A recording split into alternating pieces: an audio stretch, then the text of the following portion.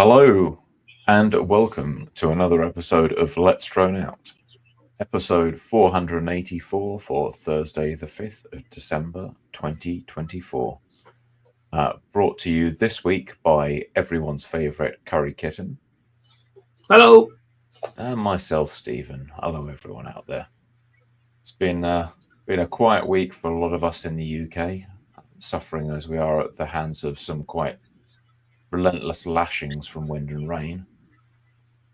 But there's a few interesting things that we're going to be chatting about this week. We think so. We are probably wondering where everybody else is.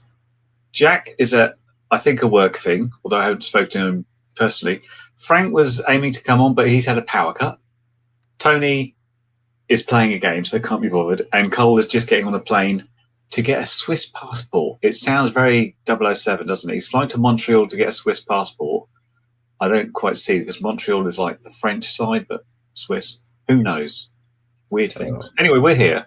I actually had some flyable days this week, which I wanted to use, but unfortunately my wife has been very poorly, so I didn't get to do anything at all this week other than run up and down stairs with drinks and fetch new boxes of tissues and keep going and get her drugs and things. So that was fun. Yeah, I've got past my illness, which is why I was kind of hiding away previous weeks, and I went out to do a bunch of training. So I've been slogging into the centre of London and getting completely exhausted, and I probably will be sick again just from being exposed to so many commuters. But yeah, I've been learning things, IT-related things, and meeting people in the company for the first time who up in the north of England, which is nice to go and say hi to everyone, and had a couple of late nights, so a little bit jaded, but hanging in there. Just noticed my camera's at quite a jaunty angle as well. I think it may have slid over to the side there. We're all slightly slid over. Yeah. My OCD's going to kick in about me not being central. There we are. Less Dutch angles there. I'm back on straight. So with us two not doing any flying this week, and not particularly amount of news. I think we got some news. We thought we'd take a look or have a think about what is going to be hot in 2025. Yeah. And what do we want to do? What do we think is going to be the things to look for? But we're also prepared to answer questions from any of you guys, because we haven't got that much to say. But so we're prepared to enter a discussion. We've got a fair few things. Where do you think we're going? 2025 is an interesting year. If we look back at where we were in 2015, a lot has changed, a lot has stayed the same, but by and large, things are in a lot more kind of a mature position than they were back then. So it'll be interesting to trace a line through some of those trends and ask where we're going next. Yeah, it's quite interesting when you think about it in a 10-year thing. I think I'm trying to think when it really took off. 2015 still felt like you're in very much where people would come up to you and say, "This is interesting. What have you built?" And you sort of explain it, and they say, "Fantastic, keep going." As opposed to, "Oi, you with a drone, you can't fly that here," which is more today. You think, "Oh, did you have OpenTX a wild Jack in 2015? No, I think we had ER9X, which was the predecessor to OpenTX. Jack, I thought you weren't here today. No, it's next week.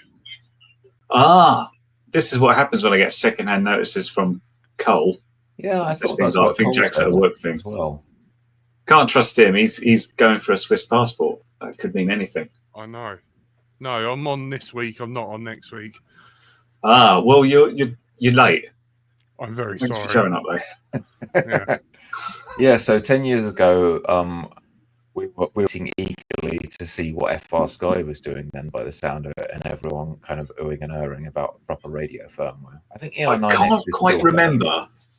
I can't quite remember where we were on the timeline, because when we started flying FPV, for me it was like 2012, and people that were in the hobby for a little while longer were bringing in like really nice Futaba radios and then changing them over to like 2.4 and stuff. But we, like most of us, jumped onto the Turnigy 9X or one of the clones, and then either you fit the FreeSky internal thing, which I think Jack did, or you could buy a module. And it was so amazing because I flew the 9X for a while with the default FlySky firmware, which was terrible. And you didn't know if you were out of range. So you'd just be flying along and then my tricopter would just like crash because it's like, I don't know anymore. So flashing it to ER9X and putting in the FreeSky module was amazing because you'd fly along and then it would go beep. It's like, oh, I'm starting to get out of range. I've got telemetry from the radio. That's amazing. And it go beep beep. It's like, oh, it's getting further out of range. I should turn around.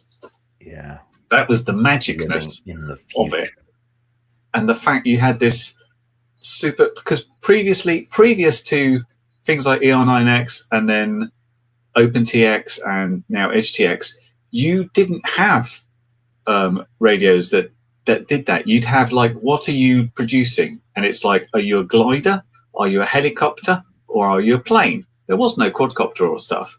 And then you say, okay, let's say I'm a glider. It's like, okay, this switch does this switch does that. And it's like, there's no options. It's like that's a dual rate and this is flaps. And so when you're trying to put that into like a quad where you need mode switches and things, it was. You want a new configuration? Well, we recommend buying a new radio. Yeah. And I think the old Sandal Brigade would probably still freak out if they saw like, EdgeTX and stuff. They're like, but I'm flying a glider. Where's my glider model? It's literally like, what are you flying? And then you make it by that. So you just kind of moved over from ER9X and FrSky, I guess, would have been coming out really soon off that. Everything would have been pretty much manual, like pretty much analog output, right? PWM for everything. It looks like in the back end of 2015, you were probably seeing Betaflight appear. So you just moved over from Arduino land into like F1 flight controllers, right? Well, you say Arduino land. If for a lot of people that were getting into the hobby around that time, it was the KK board, the original board that was amazing because you could. It was a single board, and you could make it fly a tricopter, or a quad, or a hex. Or just you could one thing. on it. Well, no, because the original one didn't have a screen, and if you wanted to change the gains, you'd have a screwdriver and you'd turn this thing, and that would define how much gain you had. Like that was literally the sort of that. That was a filter, they would say. Essentially, yeah, but that's what you had to look forward to when you went off the KK. I guess you were like, oh, wow. Yeah. I remember at that point, my sort of the first quads I had a great big receiver in it, and each individual PWM thing, and it wasn't for a while that like the DR4 came out, and you could I think you had to possibly bind it with this little jumper, 2 pins. Jumper, and that would put it into PPM mode. And it's like, that's amazing. I only have to use one servo connection for all my channels. But it was essentially just PWM in a row. Yeah. It was a while until we got into like S-Bus and stuff. And I can't remember when Betaflight first came out because I started out on Baseflight. I can't see the original 2.0, but 2.1 looks like October 2015. So maybe there were releases on a different repo before Betaflight 2.1. Well, what happened is after Baseflight, everybody jumped to CleanFlight because CleanFlight, which Dominic did, was like brilliant and had all these changes in it. And when Betaflight first came out, it was very much, this is beta. And it literally used to have releases every couple of days. There was like a new release. It was just banging out like this. So I didn't jump for it for a long time because it seemed like it was slightly unstable until it got to a point where, actually, stuff has stopped flowing back into CleanFlight and it's now going into Betaflight. So it kind of just took over. And at that point, it stopped like doing like weekly releases and things. Yeah. So I guess mid 2014, literally, 10 years ago, you would have been looking at CleanFlight. CleanFlight 1.0 would have come out last month, and you'd been looking at CleanFlight 1.1 that gave you GPS, I'm not sure how GPS would have worked. It might have been quite exciting GPS at that point, I guess, but it would have been in there at least. It might have been in there because where Baseflight came over from MultiWii had loads of like exciting features in. They had all sorts of GPS and position hold and stuff.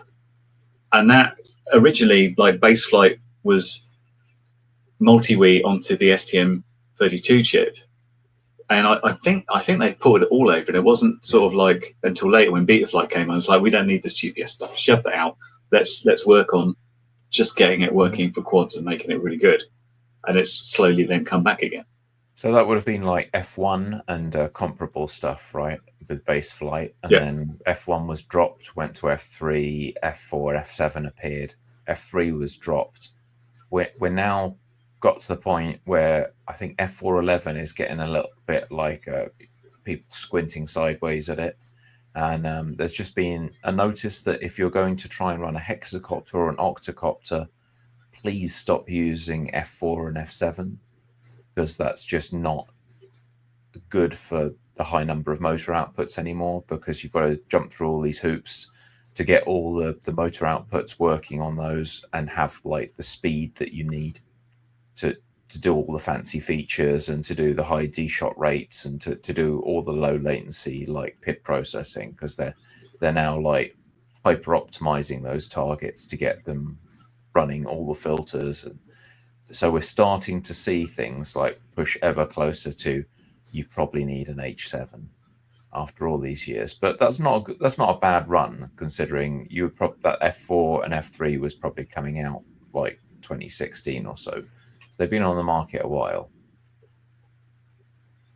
But yeah, it's kind of interesting, I suppose, that the sort of the target's not changed. It's like this X with 4 motors, but it's like the hardware to run it, mostly because I guess the filtering and the PID loop and the whole D-shot thing is like, we need more power.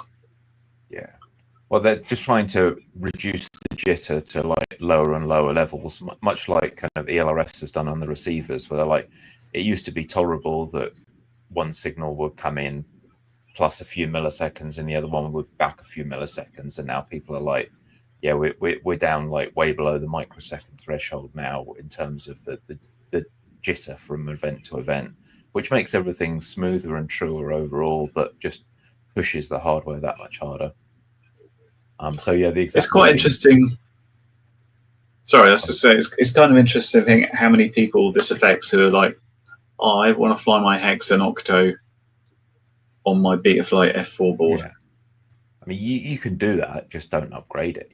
I mean, there's nothing to stop people from just running the older versions. If you are happy running your Clean Flight release from 2015, then run your Clean Flight release from 2015, right? But if you want to be completely obsessive about it and get the best, the tightest experience, then it's probably time to get on the upgrade train, which is kind of true for more or less all parts of this hobby and always has been, I guess.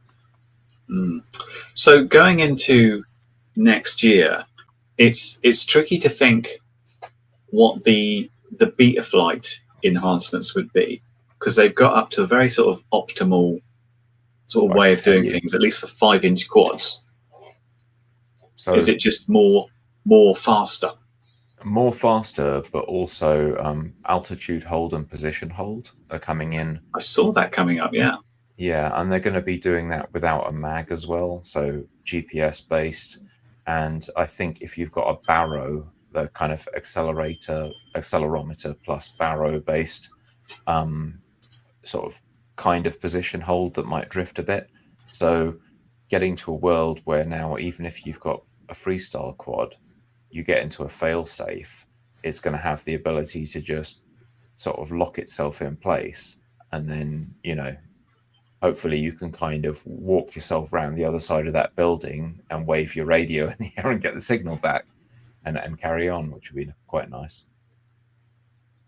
Jack is telling me my mic's bad. How am I doing? It's now? all right here. So. Yeah. Tap it. I just turned it down a couple of notches. It's definitely that one. I checked it. Okay. I just hear a lot of room noise. It is quite noisy. The fan's going a bit. I've got a noisy room. We're going to have to start getting like sound deadening panels everywhere. I know. Thank you, everybody. Everybody says it sounds good. This sounds fine. You're outvoted. Screw you guys. It's a little bit thin, Yeah, I know. but I'm not sure if it's his lapel mic or the earphones, but it's okay. Yeah. It's coming from the lapel mic. I just checked. Okay. Yeah, ignore me then. Yeah. The Boris B episode of Betafly, we spoke to him on it just says 8 years ago. So there you go. That's when he first started. 16. Because he didn't. What happened to Boris B? Because he's not connected with Betafly anymore, is he? I don't know. Yeah, I don't think he's doing it anymore. I think he. Last time I checked in with him, he was. It's on my channel. The like sort of bonus chat to him after.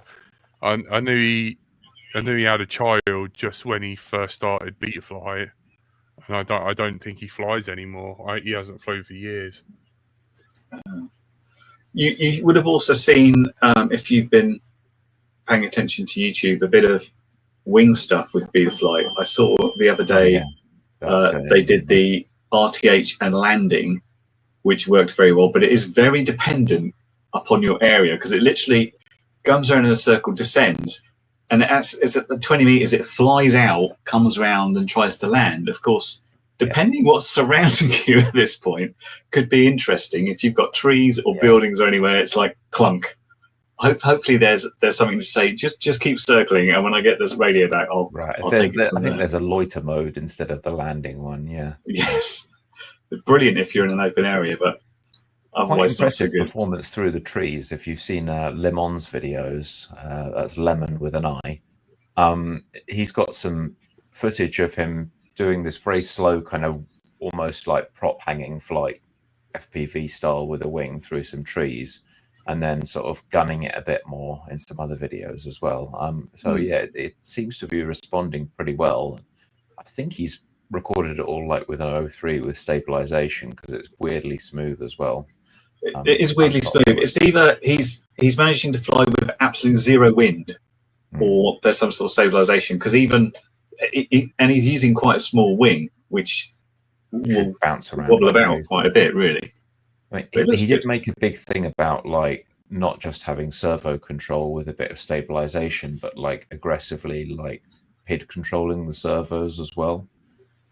So there's some hope that it might be a wee bit smoother than we've seen in some wing implementations. It's going to be interesting to see how it compares to Arduino and iNav, right? It will be interesting because there's only a certain amount you can do with a servo, because it's not like you got delay. Moving a motor up and down. It's like that sort of thing. But it's going to be interesting because you're all of a sudden going to have a lot more targets, because one of the strengths of Betafly is just that huge hardware support. iNav, they kind of hold out for the more powerful targets with more I/O, and it's more limited selection, and you can't remap stuff quite as easily. Whereas Betafly, you can run it on anything that's been made in the last like 8 years pretty much, and you can remap pins around. So you could take something that's designed for a quad and grab that motor pin and make it a servo, and grab that LED pin and make it a servo, and do all that stuff quite easily. So it could be interesting. We shall have to wait and see, because I've only seen Lemon's videos so far. I haven't seen people who would fly wings on other firmware give it a go, which would be the more telling data point, right? Yeah, I mean that's the fun thing though. If you've got one good thing about Betafly, as you say, any old flight controller from years ago, we could just grab and stick in a wing potentially, as opposed to iNav, where it's like, oh, I haven't got this particular target. That's a shame. I can't use that one. Which is good. I'd try. I've got some little wings. And also you could get like AIOs as well, like cruddy AIOs where you might have blown like one of the motor outputs and just pop it in a wing. It could be kind of interesting. Yeah, that certainly works. That'd be fun. Yeah, and then over on the FPV front, I saw Stinger Swarm looking at OpenIPC. It feels like there's not a massive, huge rush of attention on that, but it's keeping going. It had that big rush when RunCam bought something out, and it seems to keep going, hasn't it? So you've got the Emacs stuff, and I know Emacs are working on some sort of Goggle module, which I think is going to be the killer app for that sort of thing. Oh yeah. But as I found out, it's now got the like a proper MSP OSD with like basically a stick menu. So through that you can go and change channels, change all the camera settings. That's pretty cool. And the things they're working on at the moment are things like a sort of thing where the receiving end looks at the RSSI of the signal it's getting, or the other way around, and it adjusts the bit rate because of it. Ooh. So that's similar to like what WalkSnap will do. It's like, oh, you're going far away and my signal's crap, let's reduce the bit rate. WalkSnap to the like, let's reduce it to here, and you just look at the middle bit and everything else is rubbish, which will put it more on parity with that stuff, which is pretty cool. Because you were saying previously you had to kind of decide if you were flying long range or if you were flying close-up freestyle and set it to begin with before you took off, or you'd end up with a bad experience, right? Well, yeah, I mean the bit rate on it is not particularly high. You can set it to like 5 megabits, 10 megabits, and you get a pretty good picture. But there's no like difference as you fly out. So if you were go far, instead of it starting to become like a little bit speckly and sort of reducing the bit rate, it will just like, oh, I'll start freezing a bit, and you just get bits of it, and then it's like, oh, I better turn around at this point. So it's all going very wrong. But what it doesn't have, I need to get my head around Ruby as well, because what it doesn't have the two-way situation where it tries to like do like resend the frames if it's missing some information. But I'm hearing that Ruby does something clever with it and might be able to add to that or something. Find out. I think the author of Ruby seems to be pretty cagey about exactly what's going on and not willing to open source it. I heard it like a year ago that he was just keeping it private for a while and then he'd share it, but that doesn't seem to be happening, I don't think. This is what I keep getting. I keep getting people commenting on the video saying, you must try Ruby out, you must try Ruby out. And I've avoided it because I know it's this one guy, and we know that OpenHD suffered because one guy that was integral to the project suddenly left, and they lost half their like binary assets because they were stored on some weird server somewhere instead of GitHub. And I don't like putting my eggs into a basket where it's just like, this could all just crash and die the next day. And I hope OpenHD does get their hardware out. They seem to be very open about what they're doing, and there's no kind of eyebrow raised over potential ties with war efforts and things. So it would be nice to have that side represented as well. But yeah, it's clear that the Chinese vendors have seen an opportunity with OpenIPC and jumped on it, and we can't deny them the jump they've got there. It's good to see them making progress. Yeah, as we see, if eSheens doing one, then it's in now Cheap and Cheerful. Yeah, but I can't quite get my hands on one yet. And hopefully we'll start to see a few different cameras come out as well. So again, Jack. It's looking really promising. It is. If they get like the small Emacs board, I think is a bit of a game changer, because it's literally a single board. You connect it in some Whoop or toothpick. You put 5 volts into it. It's good to go. The only dodgy thing on that was the pre-release versions they sent the reviewers as a 3D printed camera case, and that's not very tight on the screw, so hence mine was out of focus. And to focus it, you've got that locking focus nut. Yeah, you've got a lens about this much out, and I'm like trying to hold it whilst trying to turn it. It's impossible. And looking through the goggles, trying to like, where's the okay? I've got the focus point now. Tighten that without moving. That it's like it's hideous. It's really, really difficult. You might as well What? just give up on the locking nut and just put a drop of like CA on the lens thread and call it good. Yeah, it's not bad. Just splodge a But bit of then glue on if it. you smash your lens and need to change it, you're like, oh Well, it's no. a 3D printed shell anyway, so it's Yeah, another That's one. true. Just yeah. hit it with a hammer. Got it out. Yeah, cut it out, yeah. Easy.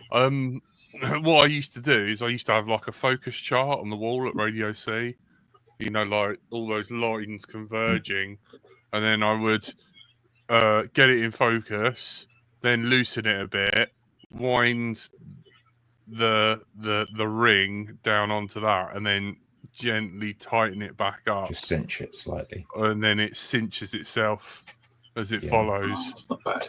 It's always Yeah, one of I those didn't have a things where I chart. thought I had it focused in here, and I'd like focus on something that's like, you know, the other side of the room, and be like, yeah, it's definitely in focus. I'd take off and realize I couldn't see like fuck all. I could see the grass right in front of the quad, and You can see right in front of Yeah, I'm like using my garden, and there's like a brick wall, and I'm like, that's a good sort of 20 feet away, so that's probably good. So we'll just have to see how it Yeah, goes. you've got to focus against something that's that kind of middle distance, because if you get it so it's beautifully in focus at sort of 2 to 3 meters away, there's a very real risk that when you take off, you're just looking at a giant blur and some very sharp blades of grass immediately in front of you.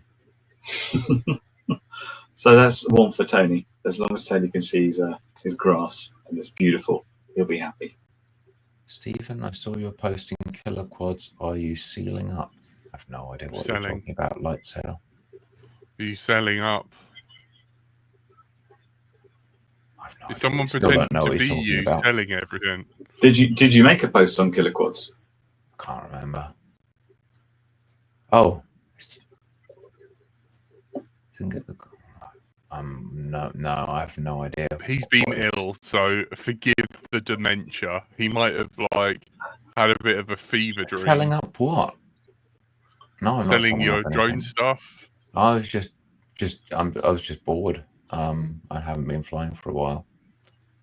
Been doing other stuff, but yeah. All your gear.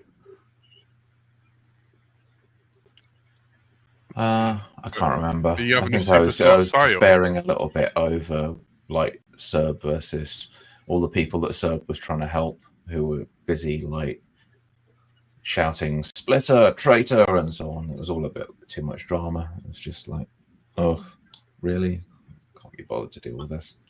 It's one of Small the things that drama? makes me feel like just giving up a lot of the time when I see that, because it's just such a drama factory at times, this hobby. I love it, but we're our own worst enemies, you know. We've got enough to worry about with government legislation, and it just becomes a bit of an effort. Yeah, I doesn't it? know.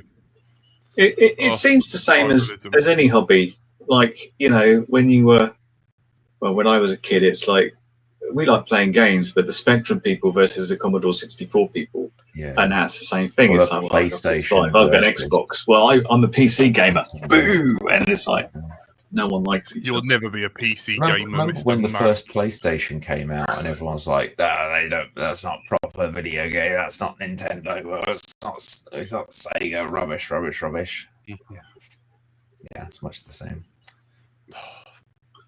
It is. I love that big grey PlayStation. It was the best. Tracking You want to get back yourself to- a 30th anniversary PS5 Pro for just $1,000. Yeah. Except you can't get one.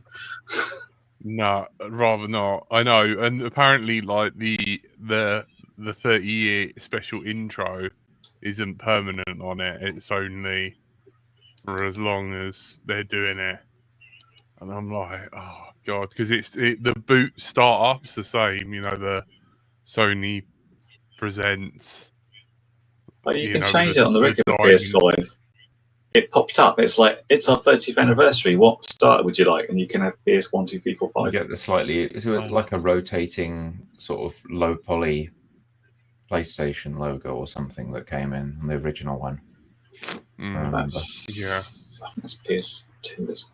I can't remember. Anyway, Yeah. talking of slightly controversial news, Stephen, you were talking about Rotorite before we came on air. Oh Lord, right? Okay, so I was going to do the 10 years on, but let's jump sideways. Rotor Riot, as people will know, was bought by Red Cat, and Red Cat is a portfolio company where they have a lot of drone-related enterprises, and they try and put them all under one roof. And from Fat Shark, Rotor Riot, I think Teal there as well, and Unusual Machines was the latest one, which lists Drew Campbell on the executive team. Drew Camden, sorry, I should say, Mr. Guyliner himself. And there was a New York Post article which caught my attention last week, announcing that happy days for Unusual Machines as their shares surged more than 100% following the spawn of Donald Trump joining the advisory board, the imaginatively named Donald Trump Jr. Yeah. Great. So if you didn't dislike Unusual Machines enough for building war drones, now you've got extra reason to dislike them. Yeah. Now you've got a man. Because one of the Trump spawn is there. I think probably the only man who looks more punchable than Piers Morgan. I mean, he's gone for it. That's quite an achievement. Yeah. Well, I mean, you've got to factor his dad in as well, I suppose. He's got the genetics there.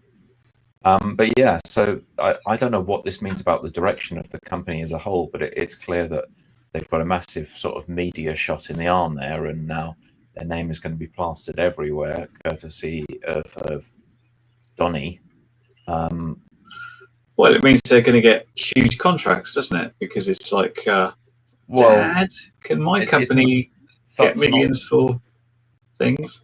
That's not the sole reason they're getting massive contracts. One of the massive reasons that they would get them anyway is that Donny's father, Donny Senior, is threatening to put a tariff on anything from China. So what he's done there is seen the opportunity to penalize the competition who has better technology and a more popular product, and kind of prop up the US drone industry there. So people are going to be buying anything that's made in the US because it's going to all of a sudden look relatively cheaper and better value than the Chinese competition. And so, yeah, kind of aligning yourself with something here that stands to benefit from those tariffs is a smart move, I'm sure, especially if your dad is the one that's going to be standing behind those tariffs. Yep. Yep. There's nothing as traditional as nepotism. Yeah, as we found out earlier this week when the current president decided to pardon his son for all the wrongdoings, which may or may not happen during the last 11 years, which is oddly specific. Yeah, it's spectacular. Well, unfortunately for people making things in the US, these threats result in threats in reverse, and China has slapped tariffs on exports of germanium and other rare metals that are used to make drones, amongst other electronics. So, yeah, it's going to be more expensive to export things from China. And as a result, China said, well, it's now going to be more expensive for you to make things in the US. So I'm not sure if anyone's really a winner here. I'm not sure what that means for the price of drones for US consumers overall, because it sounds like everyone's just going to have to pay more, but we'll see how that goes. You'll only be legally allowed to buy it from designated Rotor Riot shops. That's it. Have to paint your face orange. Place the order. Yep. Nope, you can't. It must all go through the correct channels. I have gave up on the KO-45. I flashed it to AM32. I had that horrible jittery, and in the end, somehow, Stephen, the lovely flight controller got me the SD card. No, it's fine. It's still alive. The SD card just doesn't work. Oh, okay. But this is how saddened I was by my foolish mistake. I now have, yep, that says BLHeli-S. Oh, well, you can't go wrong with Now this. come back to 8-bit, baby. 8-bit. You could flash it to Blue Jay. Sometimes you just need something that works. Yeah, maybe. I don't know. More than anything, I could have put the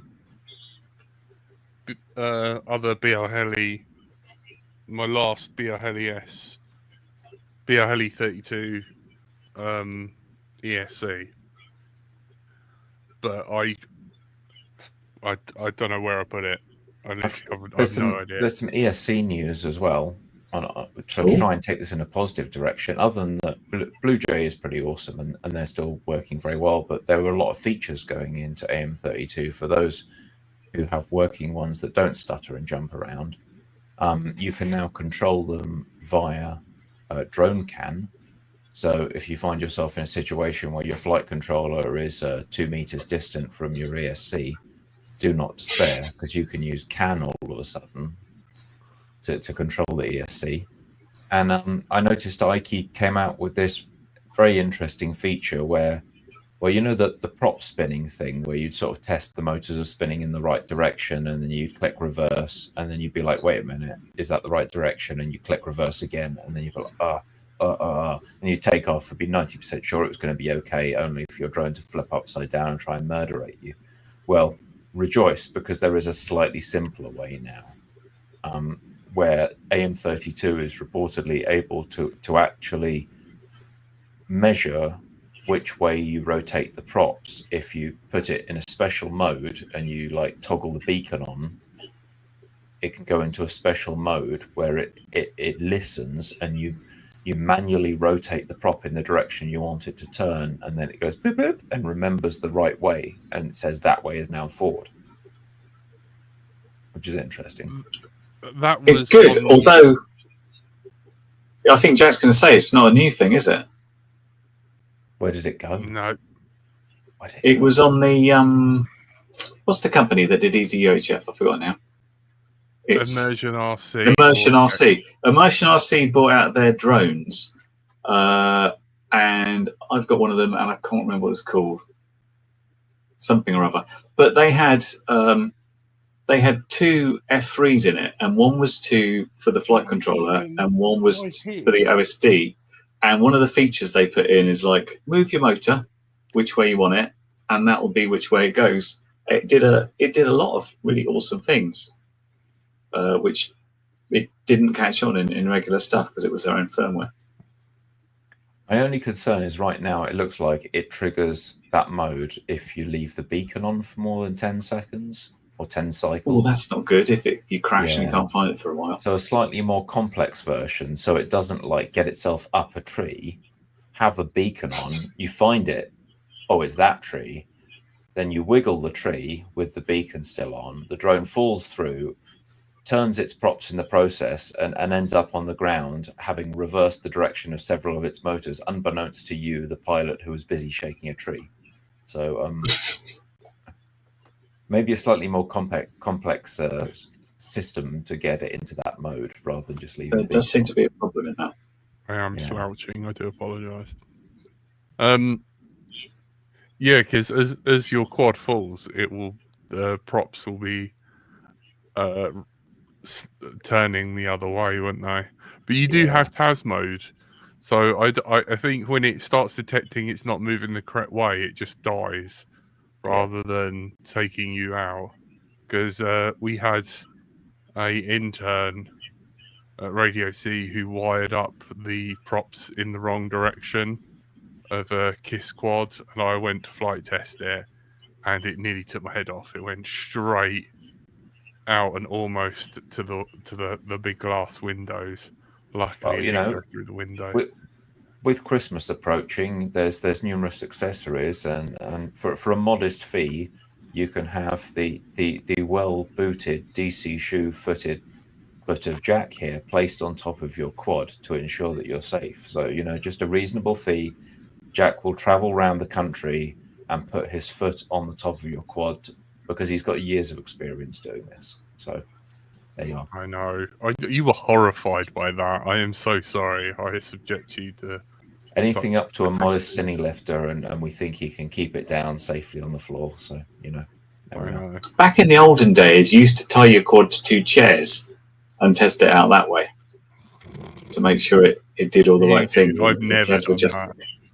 Have you never done that? That was a tried and tested way of checking your PIDs. I've seen people bungee cord stuff to like patio tables and things. Any table that bungee cord's a bit dangerous because it's like that's not going to work. If you suspend it between 2 chairs, and then you can put the motor in and make sure everything works fine. It only works with bigger quads. Between 2 chairs. What's between the 2 chairs? Rope to quad, and then quad rope to another thing. So it's suspended on 2 arms. Is this everything CPO or whatever? When people were doing their testing, and is that? Oh, I can't remember. It's something I did with. I've got video of me doing this once, which I won't show my wife because she'd be like, "What are you doing to our chairs?" It's insane. But you could test you knocked all the varnish off the chairs. Oh, they were like that. They were probably the cat. It's probably the cat. Yeah, it's the cat. Wasn't this cine lifter? Nothing to do with the cine lifter. Yeah. That used to be a thing. Tie things to chairs, test it out. True fact. The fact you haven't done it. We're actually like testing maximum amp draw with batteries by like finding a heavy table and the bungee cord and really like lashing it down onto the table, and it seemed to be that you could go full throttle on that and it would be okay. Bungee cord sounds like the wrong thing because when you stop thrusting it's like as opposed to suspended, it's just like it's like with a rope, and then you stop it and it just falls back down to that. Yeah, it wasn't enough to actually kind of even create a gap. It was just something that was easy to tension. You could use like a belt or something, I suppose, but just something you can crank down on it. That works. Oh, Caroline says the ex-partner didn't like that trick, apparently. So yeah, furniture damage apparently makes the non-pilots in the household particularly annoyed. Yeah, everything about me doing quads in the house makes the partner particularly annoyed. So look out for that. Fly them somewhere else. And Numbskull comments that he remembers when Radix changed their gyros and had his one and only flyaway, which took off in his back garden and over the main road at max power, which, that would be terrifying when you go out to do a nice gentle hover test and it's just 100% and gone like a bullet. I managed to do that when I was first building my tricopter, when I didn't know what I was doing, and someone at work lent me a radio and was like, try this out. And I didn't know what I'd plugged into what, because I was like throttling up and then the motors were coming on in ways I wasn't familiar with. And it had these switches to reverse the channels. So I was like, I'll try reversing that one. Anything happen? No. I'll try reversing that one. Eventually, I managed to reverse the throttle, in which case the tricopter went zoom and hit me in the head and then fell back down again. So I suppose at least it hit you, because if it didn't, would you have even ever seen it again? It would just be gone. Yeah, fortunately, it wasn't stable enough just to go upwards. It was just like, but I learned about what channel orders were, so that was quite useful.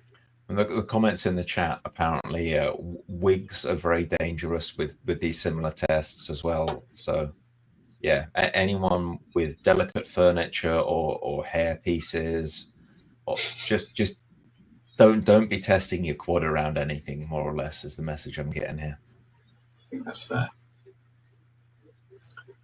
So talking of next year, I was thinking about Express LRS. What's happening there, and the main thing I could think of, because I haven't looked at what's coming up, is the use of the LR1121 chip, which has this huge range of frequencies. Because previously you have multi-band. I've forgotten what the chip's called. You had the 2.4 chip and you had the 868915 chip, and now you've got this single chip that goes from a range, I think it includes 433 up to 866 and 2.4. So you've got one chip to do them all. So essentially, we could have receivers coming out where you could flash both versions of the firmware and just swap the antenna over to do things. Captain What is Bry, happening what there? is happening there? I mean, if only Please we had tell us. someone who knew. I mean, Context well, I guess needed. we'll just carry on repeating hearsay and conjecture. But yeah, it looks very promising, and new chipsets. So I think the original ones, the Semtech modules they had, were pretty old, right?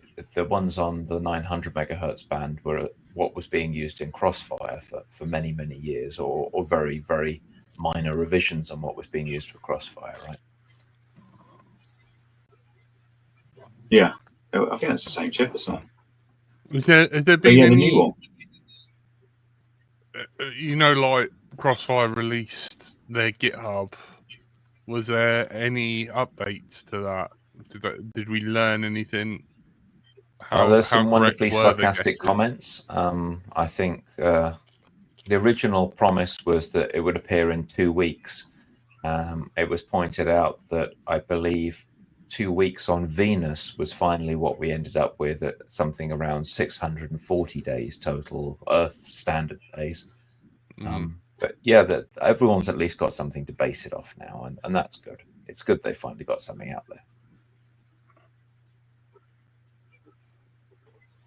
It looks like ELRS has just pretty much taken over the hobby. There's a little bit of noise about, oh look, FR Sky have their new radios out, and you can kind of do this, and you're going to hit this button, and it's like the old RXSR. And I noticed Mad's review of that was like, oh yeah, but you can also run Express LRS on this. So, yeah, there you are. I wonder. I'm interested to know if we'll see some people going back to 433. There was some people experimenting with 433 on Express LRS, but I don't think it's got into sort of the main code like back in the old days. And I think the reason Crossfire exists is because Trappy got into an argument with Sander at Immersion RC about Easy UHF blanking out on one of their long range flights, and they got into this big public argument. And then we'll make our own radio system there. Don't like yours anymore. And then it's Crossfire. So 433 back in the day was like the range king, but it's like the antenna for it, because it's a longer wavelength. It's like this big. Oh, it's like which back is to the 80s. Not quite so good for quads. Yeah, but you go very far on it. But you can Maybe go we very need a far on 72 2.4. megahertz version of Express LRS. Let's just go back to 35 meg and go the whole thing, and just have like this Frank big isn't here trailing tonight, thing. but every now and then he does wing racing in Wales, and if we get that, he probably wouldn't need to leave the house. It just run his 72 megahertz CLRS and probably reach Wales from his house. Oh, we've got update from people now. The 433 is available, says Captain Bry, but the sensitivity doesn't seem to match the specs. Joe did a ton of testing to try and make it work, but eventually put it aside. Oh, that's a shame. We can't have the good old days. I've still got my diamond antenna somewhere, which is it makes you feel like an old radio controller, because when you've got a radio and your antenna is like this tall and it has that big wiggle to it, that's more fun than this little stubby thing you have on regular Diamond radio. antenna. Would that literally be the size of a bent coat hanger? Because the diamond antennas were the things to get for 433, and it had to make sure you didn't get a fake. And that would go on your Dragon Link or your Easy UHF or your R9 Link. There's loads of weird and wonderful 433 systems out there that were very expensive back in the day. Yeah, it's a shame 433 doesn't deliver, but for most people 2.4 works great. So while I'm sure that the guys with their experience and brains could probably figure out which component is to blame for the lack of sensitivity and make some progress, that there's not a lot of people that find 2.4 gigahertz limiting with Express LRS, much less like the 900 or 868 version. So the people who need 433, that would probably be just curiosity and experimentation for the most part, rather than an actual need to be able to fly more than 100 kilometers away from where you're sitting. or having weird things left over. Yeah, I've still got some antennas on the plane that hates me has got a I forgot what it is now, but it's got a 433 like antenna going through it, which is like this big. I still have to get back and fly that thing eventually. So what are you looking forward to building in the new year, Curry? You seem to have probably 3 or 4 builds going at the moment. It looks quite busy where you are. I've still got that VTOL which isn't working, so I'd like that to work. Other than that, it's all a bit nothing particularly new. When It's you say just you'd like like the VTOL lots to of work, stuff. are you waiting for the manufacturers to do something, or are you talking to developers, or are you just kind of like staring at it in the hope that it'll behave? It's kind of like we have this slight disagreement between the me and manufacturer about what happens when you connect it to a computer, where I send them a video of me hooking it up, downloading Q ground control, plugging it in, and it's saying, I don't know what this is. We don't know what your firmware is. We don't know what your model is. And they show me a video back when they plug it in. It says, it shows our model, it shows our firmware. It's like, brilliant. How do we match up? How do we mesh together? Yeah. Because you sent me 2 of these and they both did the same thing. I noticed I got a warning with a mission planner or something on my phone where it's now apparently identified as a malicious app by Google, which is a bit of a concern. Nice. Was it always How did the jacket go, Pardon? or shall I watch that video, Curry? Oh yeah, The well, it heated was jacket. toasty. As I keep saying relentlessly, if you have a drink every time I say toasty, you'll be blind drunk by halfway through the video. Apparently, it's my word of the day for that day. It was very nice. It was like it's nice. It's like a nice warm thing. Even though I wasn't cold, I decided to keep it on because it was so pleasant. You know, my first thought was, oh, a barrel jack, eh? Well, that's interesting. I wonder what happens if you put a 3S on that. you see this like catch fire at the back and stuff. That'd be fun. Yeah. Because it looked like it was Speaking- probably maxing out of 5 volts, and then it was like switching up to 5 volts or something. Be interesting to see how much juice it's actually putting out. Because you've got so many packs, and it looks like it's got the same plug as you'd have on like a goggles pack or something. Yeah, I could plug 6S in and see what happens. It might be boring though. It might just be it just like pops and Flashes there's no the fire. LED That'd be boring. Yeah. Well, you could start small. You could start with like a 2S pack and be like, what's going to happen on the 2S? And Well, 2S is what it's got essentially. yeah. 'Cause it's Well, can you 7.4 swap and volts. use So the goggles pack? I could do, because with the Walk Snail and the HD0 goggles, you get a barrel jack with an XT60 in the end, which you plug one end into your goggles and the other side into whatever. So it's like, plug, let's connect different batteries. But I quite like being warm, so I don't really want to blow it up. Fair enough. It'd be quite good to glow in the dark as well, though, if I Got can some just get the electric ones balance. I got a while ago, but I haven't worn them in absolutely ages. I've forgotten where I put them. I got them for snowboarding. I want these for skiing as well. Got skiing in Mm. February. I need to keep my feet warm. The wiring was a bit of a problem because I had to connect each individual sock to a USB-C. So I ended up with this weird system of like a splitter and like 2 USB power cables running down my legs, because they came with these really small batteries and they would discharge quite quickly, especially because LiPos get cold. They get really bad at holding their charge. And so I wanted to put the LiPo in my pocket where it was nice and toasty and then run a lead. Yeah, I ended up with this kind of just maze of USB extensions running down my trouser legs. And it was, yeah, it felt like a bit dangerous. It does.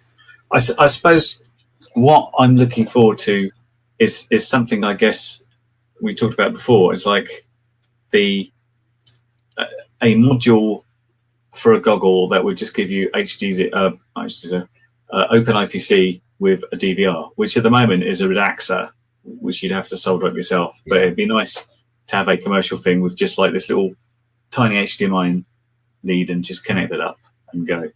That would be good. But at the moment, it's a bit slow. I might have to go and buy myself one of those things, because at the moment I can't record true DVR. I have to use like a tablet, and that's only recording at about 40 to 50 frames a second, and I'm getting like lovely smoothness in my goggles. And when I look at it on the DVR playback, it's like, oh, that's not very smooth because it's missing frames out. PowerPlay for 2024 that actually does HDMI pass through and record instead of just the old school one. Yes, I'm told that the Orca goggles can record from HDMI in, so that is possible, but they're very, very expensive. Yeah, those goggles, aren't they? the world's kind of just moved past them as well, hasn't it? They were supposed to bring their HD system out several years ago, and it still hasn't happened. HD Zero apparently advertised that as an initial feature, but they were blocked from incorporating HDMI recording because the HDMI consortium gets twitchy about people recording stuff off HDMI, and so there were all sorts there to block the feature in the firmware. So it sounds like the hardware is capable, but they were told that would be naughty because people would, I don't know, like plug it into their Chromecast and record Netflix shows or something daft. I don't know. Isn't that? I mean, you could do that anyway, couldn't you? Let's face it, with screen recording. Yeah, I mean, it's a you can get anything on the web that's designed to record a camera signal would just do that. So I don't know what the fuss is. Like I've got Elgato like USB things here that I use for cameras, plus the one that I'm using for the camera right now that'll do it. But apparently it was a blocker for HD Zero, and you can understand if you're making a niche product like that, the fewer hurdles you have to jump through, the better. Mm. What about you, Jack? What are you looking forward to in 2025? It's going to float your boat. I don't know. Brilliant. Maybe some working ESCs. I don't know. Stop fiddling with them. Yeah, just leave shit alone. I ain't got a clue, really. I'm just trying to get through life. That's it. It's very difficult. As a man who needs, I am struggling. You know, I don't know, like, yeah, 10 years of LDO. I'm looking forward to that. I'm looking forward to. Is that when we stop and we just destroy the website? Yeah. Well, you guys can carry on. I just want to be able to attend. You know, like go to the sort of like makerspace and stuff. Yeah, I think like 10 years of LDO would be just a giant bonfire of trashed planes and old quads, and Jack jumping up and down on top of it, making hooting monkey noises. Yeah, like the you know, the Heat episode from Black Books, Dave Syndrome. Much like that, yeah. That's it. That's it. So Carl says we're all going to meet up and fly, and LDO 10-year fly-in, and he's coming from Canada, is what he's suggesting. Hello, Andrew /Frank. Apparently attending via mobile mediums because his mains power is not behaving itself. Yeah, so drone light shows, that's becoming a thing. Would you, when everyone was messing around with Wii nunchucks, would you have predicted that they were going to be replacing fireworks? They'd actually be seen as the sensible, safe alternative to fireworks, and would be flying in fleets of 1 to 300 over the faces of families nationwide. It is quite good because it's like, it's not fireworks, but it's potentially just as dangerous if they drop out of the sky. Straight up dangerous. It's pitch, but you're literally flying them in the middle of the night where you can't see if they even start falling. Exactly. It doesn't make great big bang noises, which is very good if people have pets. The whole of that couple of weeks around November the 5th is a nightmare because the dog is just going mental and the cat is hiding under the bed at all times. So, drone's good. You are. Yeah. And the rubbish. Pro tip for that. First time dog owner with Bob, but play a lot of video games and watch like really loud action movies, and then when the fireworks appear, your dog's just like, what? All right. Maybe we our just dog got is lucky. deeply suspicious About it. of anybody that walks outside the house, and that includes an area of approximately 50 meters from the front door. Anybody in that zone can be barked at. As soon as she's outside that zone, it's okay, but in that zone, woof, woof, woof. Constant. I loved the video that you shot for me of the cat winding up the dog as you were coming home. That was really sweet. Thank you. Oh, that's Poppy, the weird cat that jumps out, and sometimes she comes. Like one time, she came on a walk all the way to the park with us, and people were staring and pointing, not because there was a cat there, but it was just this dog and cat walking side by side down the road was freaking them all out a little bit. They didn't really understand. Yeah, my cat Max hangs out in the front garden until Bob comes back, and then jumps out at Bob and sniffs her face. Yeah. Cats and dogs can It's get not on. fighting. It's nice. It's true. So- Yeah, they do like to Someone was saying the TBS Lucid. Oh, hang on. You said a TBS 12S ESC under 50 quid. Now, that does sound amazing. That's not a 4-in-1, though. That is a single ESC. So if you want to That's fly, one you're ESC. going to need 200 quid's worth of ESC. For Yes. anyone who might be thinking that's an amazing deal. Do you know someone that's got them? My friend Bob, who lives over in Florida, is attempting to build a 13-inch drone using these, and his first effort of plugging in resulted in a pop and lots of smoke, where he thinks he's blown his PDB. Ooh. Has he made a drone before this? Yes, but not this big. Okay. So I was about to say, It's interesting. It's like the PDB can't send all its 12S to the flight controller, so it has this weird little pin that's like, this is 1/10 of the actual power, and you connect that to VBAT, and then in Betaflight you say, give me the voltage and here's my multiplier, and that's how you get your true voltage out of it. You get this little divided by whatever. Yeah. Which is odd. Interesting. Yeah, so this is it's an AM32 ESC, 70 amp sustained, 90 amp for 40 seconds, burst of 120 amp at 12S. Oof. It's described as by Anmantech, meet the TBS Lucid 12S ESC, a voltage goblin that laughs at thermal punishment. So That's there what you we're are. calling it. A voltage goblin. A voltage goblin. Like it. Yeah. Hey, we've come to the end of the show, haven't we? Yeah, I'm on the ThursdayNightShow.com. So if you guys aren't sick of me, I am on there from 11 till 12 UK time. What music will you be playing? Retro new wave. New retro wave. Yeah, and mixed with 80s classics. So, yeah, go to the ThursdayNightShow.com. Hopefully, we'll be a bit better than what we have been. But yeah, it'd be lovely to see anyone over there, because most people will go to sleep by then.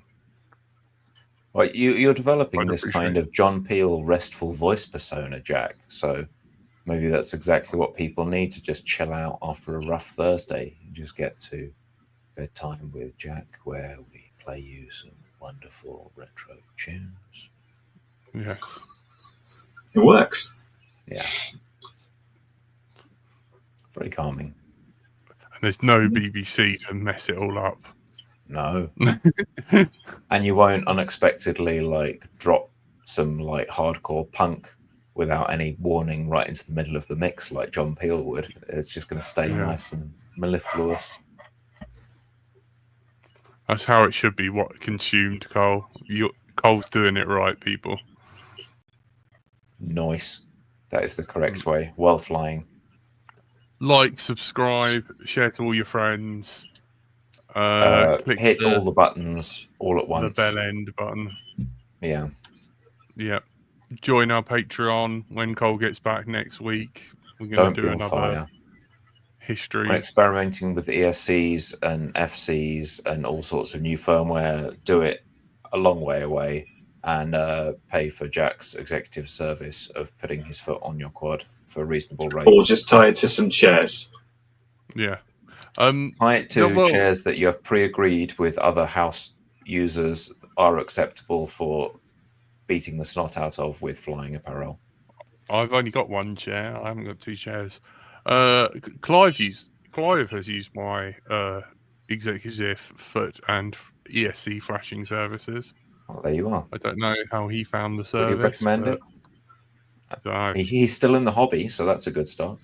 how is that ESC doing? Has it exploded? I mean, I Probably not so God good knows. then. He's Hope not you do it better than replying.